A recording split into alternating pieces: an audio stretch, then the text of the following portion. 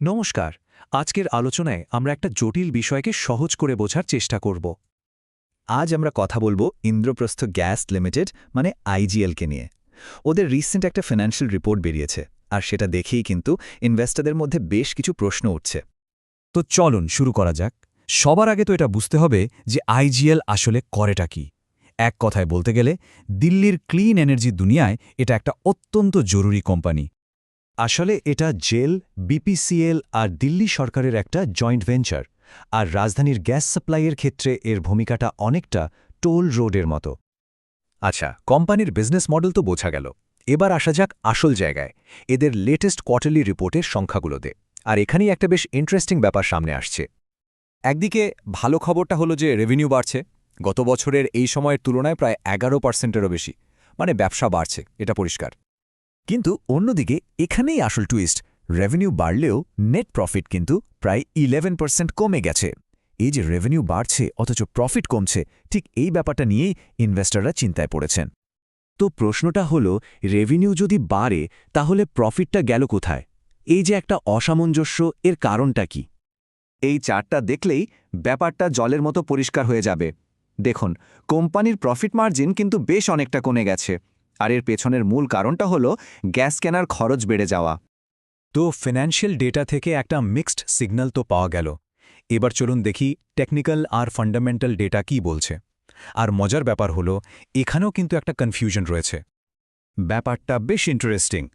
একদিকে দেখুন, কিছু শর্ট টার্ম ইন্ডিকেটর বলছে স্টকটা স্ট্রং বাই, কিন্তু অন্যদিকে কিছু মিড টার্ম ইন্ডিকেটর, যেমন ধরুন আরএসআই, সেটা কিন্তু একটা ওয়ার্নিং দিচ্ছে যে স্টকটা হয়তো ওভারবট জোনে চলে গেছে।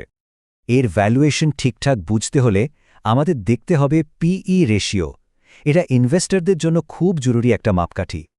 তো এখন এর পিই রেশিও হলো প্রায় 17.7। একটা স্টেবল ইউটিলিটি কোম্পানির জন্য এটাকে বেশ রিজনেবল ভ্যালুয়েশনই বলা চলে। তার উপর প্রায় 3.3%-এর একটা ডিভিডেন্ড ইল্ডও আছে, যেটা বেশ আকর্ষণীয়। এই সব মিলিয়ে যে একটা মিক্সড ছবি তৈরি হয়েছে সেটা তো বোঝা গেল। এখন প্রশ্ন হল, ভবিষ্যতের জন্য কি পূর্বাভাস রয়েছে?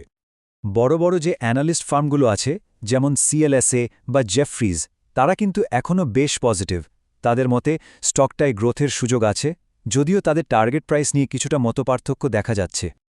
ভবিষ্যতের দিকে যদি তাকাই, তাহলে একদিকে যেমন ক্লিন এনার্জির দিকে ঝোঁকটা আইজিএলের জন্য একটা বড় প্লাস পয়েন্ট, তেমনি অন্যদিকে বাড়তে থাকা খরচ আর শুধু দিল্লির ওপর নির্ভরশীলতা কিন্তু একটা বড় রিস্ক ফ্যাক্টর।